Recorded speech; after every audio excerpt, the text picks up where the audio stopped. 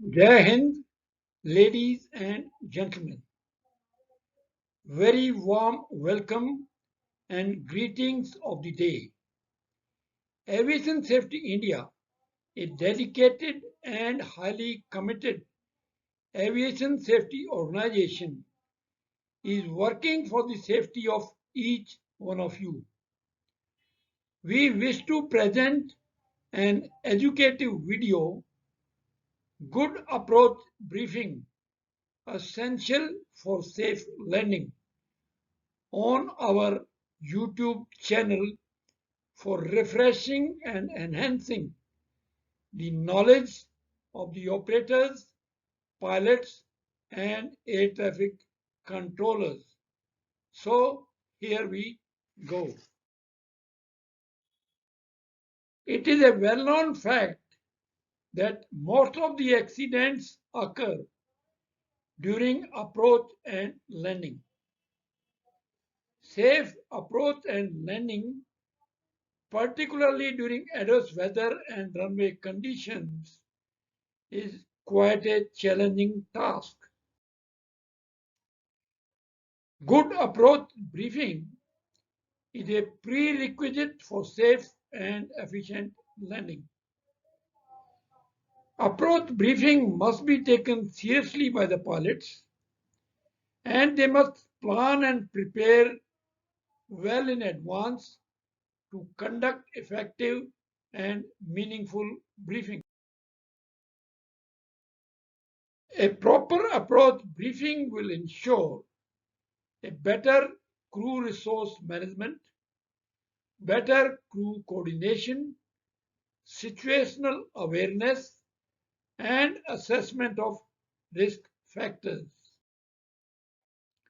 Now we shall discuss briefing techniques.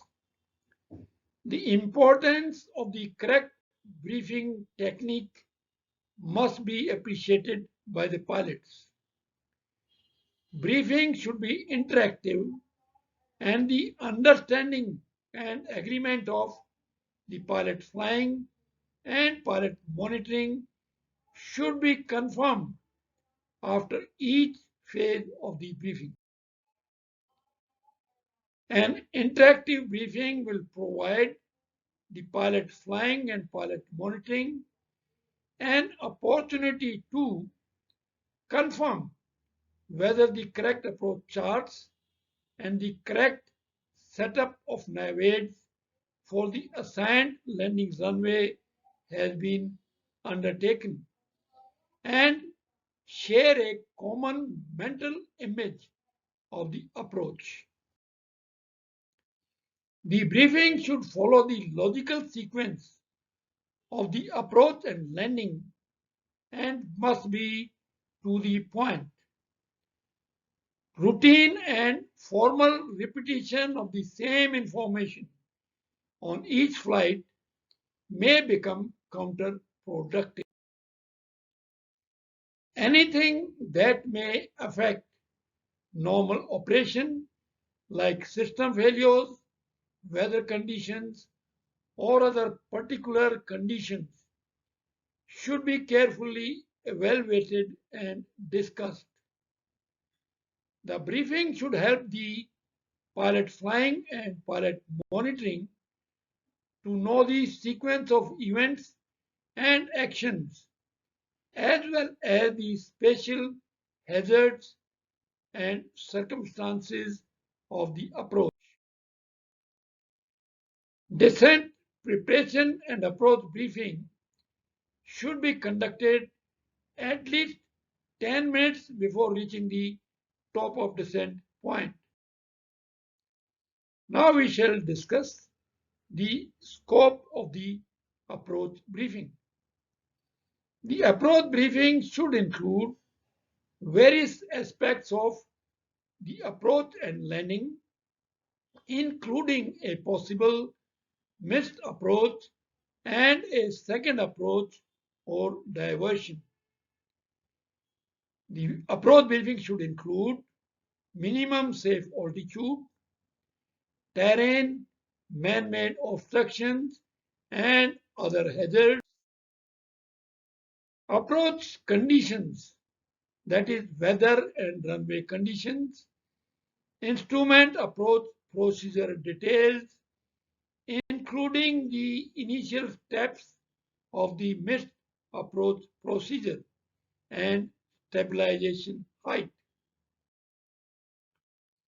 Final approach descent gradient, that is vertical speed. Use of automation, that is LNAV and VNAV. Abnormal procedures as applicable, and the flight management system pages and the navigation display should be used to guide and illustrate the briefing and to confirm the various data entries. An expanded review of the item to be covered in the approach briefing as practical and appropriate for the conditions of the flight should be part of the approach briefing.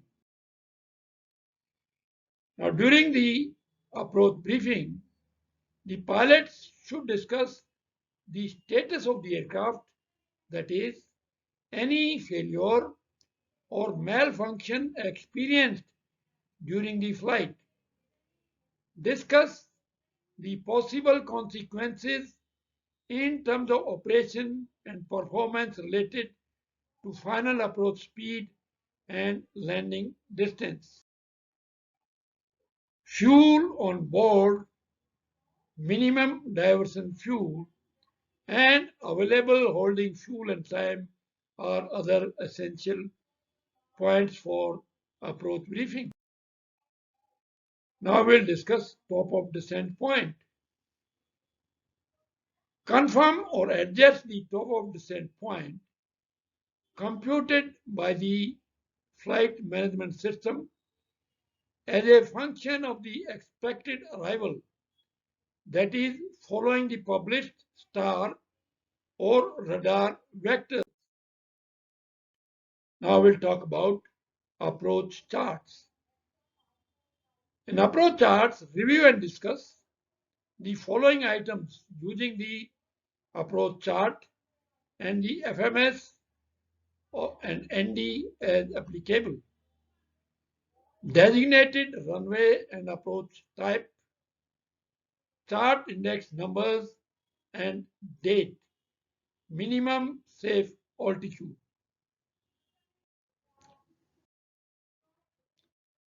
Let down nav aids, frequencies, identifications, and confirm the correct nav aids setup. Airport elevation, approach transitions fixes, holding pattern, altitude airspeed restrictions, and required nav aids setup. Final approach course and lead-in radial, terrain features, that is, location and elevation of hazardous terrain or man-made obstacles. Approach profile view, final approach fix, and final descent point if different from final approach fix. Visual descent point, typical vertical speed at expected final approach ground speed and touchdown zone elevation, missed approach, lateral navigation and vertical navigation, and airspeed restrictions. Minimum diversion fuel, second approach, if required, discuss the type of approach, if a different runway and or type of approach is expected, or diversion to the alternate airport. Ceiling and visibility minimums. Next, we'll talk about decision altitude oblique height setting. For category 1 ILS approach, with or without radio altitude. for Cat 2 and Cat 3 ILS approach with radio altitude. Minimum descent altitude oblique height setting and radio altimeter setting in DH window for non-precision approaches as well. Local airport requirements, that is noise restrictions on the use of thrust reversers, etc. And also pilots must review and discuss Cat 2 and Cat 3 instrument landing system. Now we shall talk about airport charts. The pilots need to review and discuss the following items using the airport charts, that is runway length, width and slope, approach lighting and runway lighting, and expected visual references. Specific hazards and intended exit taxiway, and if another airport is located in the close vicinity of the destination airport, then pilots must know the relevant details or procedures which should be discussed for awareness purposes. Use of automation should be discussed for vertical navigation and lateral navigation. Use of flight management system or selected modes are also to be taken into consideration. Type of approach, whether it is step-down approach in case of constant angle non-pressing approach not available, landing and stopping on the runway, discuss the intended landing flaps configuration if different from full flaps. Then we'll talk about runway features. Review and discuss the following features of the intended landing runway, that is surface condition, intended use of auto brakes and thrust reversers, expected runway turnoff and taxi to the gate. Pilots also must review and discuss the taxiways expected to be used to reach the assigned gate, with special emphasis on the possible crossing of active runways. Deviation from SOPs. Any intended deviation from SOPs or from standard calls should be discussed during the briefing. Next important is go around. The crews should briefly recall the main points of the go around and missed approach when established on the final approach course or after completing the landing checklist. Go around calls should be a loud and clear go around. Task sharing between pilot flying and pilot monitoring and flow of respective actions, including desired guidance mode selection, should be included in go-around briefing. Airspeed target, go-around altitude, and excessive parameter deviation calls also must be kept in mind. Automatic or manual go-around, use of FMS, LNAV, or use of selected modes for the missed approach, and missed approach, lateral navigation and vertical navigation, highlight obstacles and terrain features as applicable. In conclusion, ladies and gentlemen, the importance of approach briefing to ensure a safe landing cannot be overemphasized. The operators and pilots must always keep this aspect in mind. An effective briefing methodology which engages both the pilots, identifies the threats, determines appropriate mitigation strategies, and outlines the plan of action can greatly enhance safety of the flight. The approach briefing should be adapted to the conditions of the flight, and the pilot should focus on the items that are relevant for the approach and landing, such as specific approach hazards. Pilots must remember that the information presented first is better retained. Departure and arrival briefings should first address the relevant threats to the flight and go on to discuss specific countermeasures that could be employed should any of those threats degrade the safety margins. It is important for the pilot to remember that no two departures or arrivals are the same, and obviously the briefing also should not be the same. Care should be taken to conduct a thorough briefing regardless of the pilot's familiarity with each other and with the approach at the destination airport. The pilots must have a quick reference card that includes a summary of the briefing format, a tool for conducting debriefs, and a list of common threats as a memory jogger. On complex high-risk departures and arrivals, the threat portion of the briefing can be the most significant and lengthy component of the overall discussion. The briefing should be interactive with the full attention and involvement of the pilot flying and pilot monitoring.